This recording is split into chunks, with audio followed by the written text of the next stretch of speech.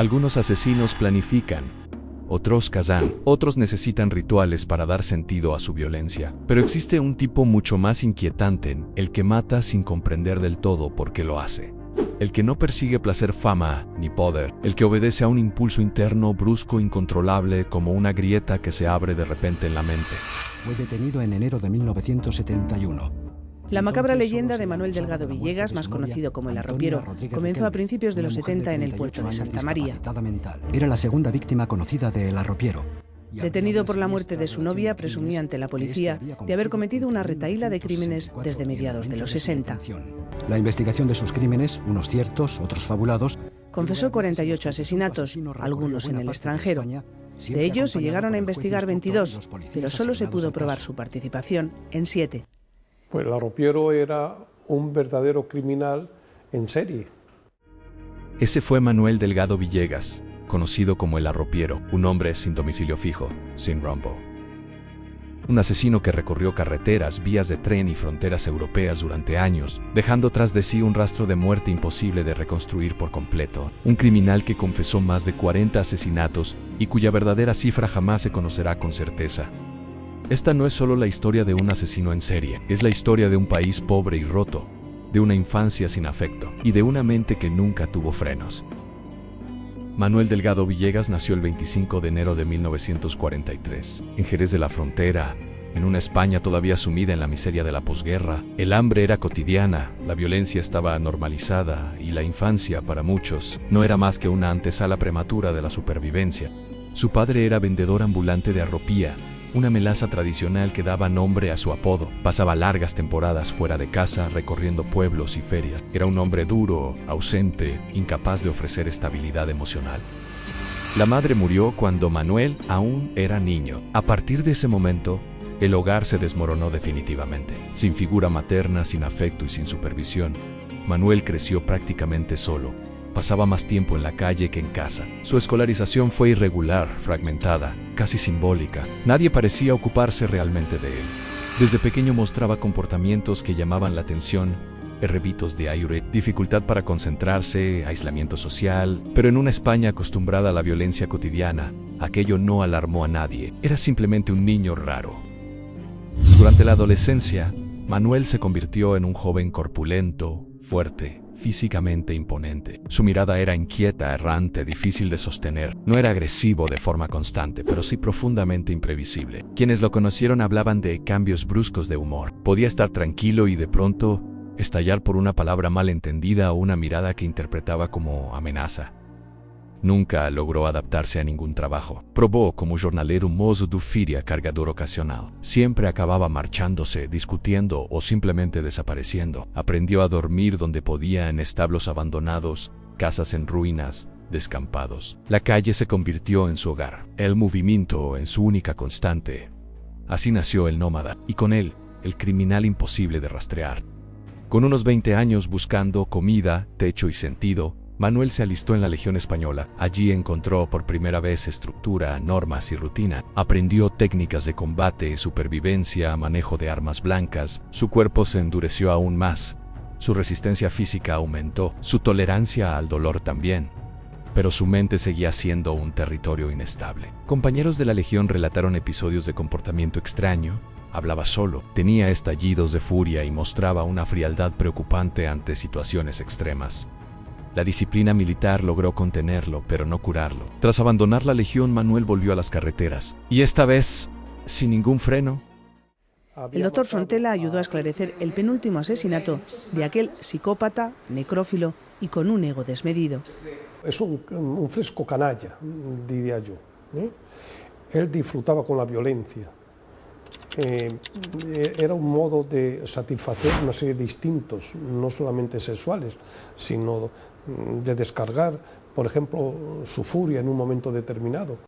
Los psiquiatras diagnosticaron a Manuel Delgado Villegas como un desequilibrado mental.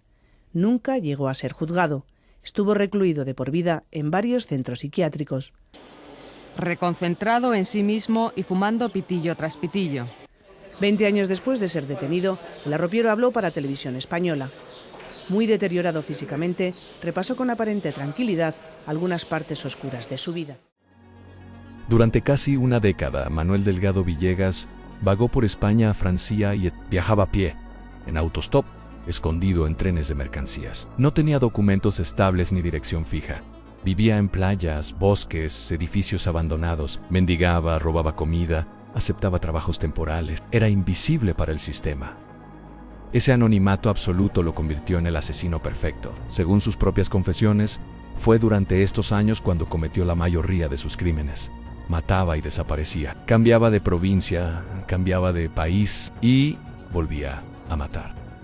El arropiero no seguía patrones clásicos, no elegía víctimas específicas, no planificaba, no buscaba placer sexual ni reconocimiento, mataba cuando algo dentro de él se quebraba.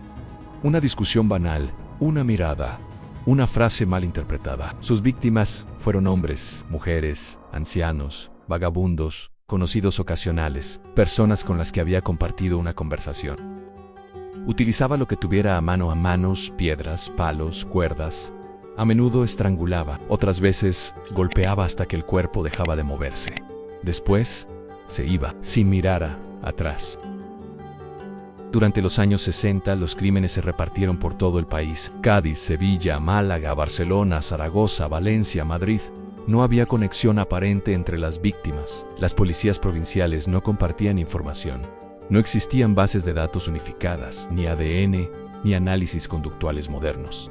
Cada muerte era un caso aislado, y Manuel seguía caminando. Las confesiones de Manuel incluyeron asesinatos en Francia e Italia. Su forma de cruzar fronteras era rudimentaria pero eficaz, andando, escondido en trenes, aprovechando el caos administrativo de la época. Algunos de estos crímenes nunca pudieron verificarse completamente. El paso del tiempo y la falta de registros lo hicieron imposible. Pero los investigadores coincidieron en algo. Muchas de sus declaraciones coincidían con casos reales sin resolver. En Barcelona, Manuel conoció a Antonia Rodríguez. Fue una de las pocas personas con las que mantuvo una relación afectiva prolongada. Durante un tiempo pareció encontrar cierta estabilidad, pero la violencia seguía latente. El 18 de enero de 1971, tras una fuerte discusión, Manuel perdió el control. Estranguló a Antonia. Esta vez no pudo desaparecer. Hubo testigos, hubo indicios. Fue detenido pocas horas después. La pena que mata a una mujer, pues no me gusta. La mujer te pare, te mantiene, te enseña una educación, una cultura, y el hombre que te va a enseñar. El mayor asesino de la historia criminal española contó su día a día. Yo no pienso en nada. Yo no pienso. Yo comer, dormir, a lo mío. Pero el hombre que piensa mucho se vuelve majara. Confesó asesinato tras asesinato, lugares, fechas aproximadas, métodos. Hablaba con una frialdad desconcertante, sin emoción ni culpa. Durante meses, policías recorrieron España con él para comprobar sus declaraciones. En muchos casos, los detalles coincidían con cadáveres hallados años atrás, pero la mayoría de las pruebas ya no existían. La verdad se deshacía entre las manos. Cuando los psiquiatras comenzaron a evaluar a Manuel Delgado Villegas, comprendieron de inmediato que no estaban ante un criminal común. No era un asesino organizado, ni un depredador con rituales, ni un psicópata clásico que disfrutara del sufrimiento ajeno. Su mente operaba de otra manera, caótica, fragmentada, imprevisible. Los informes médicos coincidieron en varios puntos clave en trastorno psicótico grave, episodios disociativos, impulsividad extrema y una alarmante ausencia de control inhibitorio. Manuel no poseía una estructura mental capaz de anticipar consecuencias, ni de frenar un impulso violento una vez activado. No había planificación, no había remordimiento, tampoco había verdadera conciencia del daño causado. Los especialistas señalaron que su infancia, marcada por el abandono, la pobreza extrema, la ausencia de vínculos afectivos y la falta total de supervisión emocional habían creado un terreno fértil para el desarrollo de una mente profundamente dañada. A esto se sumaban posibles déficits cognitivos y una incapacidad para regular emociones básicas como la ira o el miedo. Uno de los psiquiatras dejó una frase que quedó registrada en los expedientes. Manuel Delgado Villegas no distingue entre el impulso y la acción. En su mente no existe el freno moral que separa el pensamiento del acto. Por eso, cuando mataba, no huía por miedo ni se ocultaba por culpa. Simplemente continuaba su camino, como si nada hubiera ocurrido.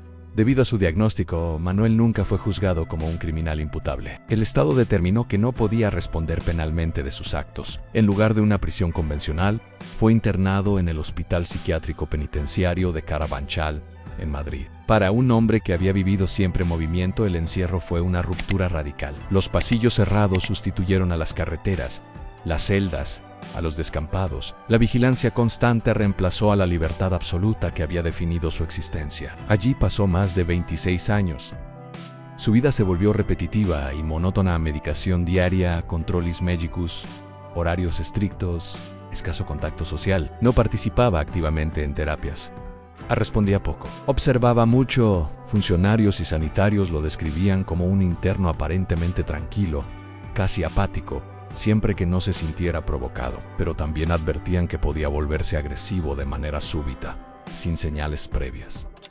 Nunca hablaba espontáneamente de sus crímenes, nunca preguntaba por las víctimas, nunca expresaba culpa. El hombre que había recorrido Europa matando se fue diluyendo lentamente entre muros grises, perdiendo relevancia pública, convirtiéndose en un expediente más dentro de una institución saturada.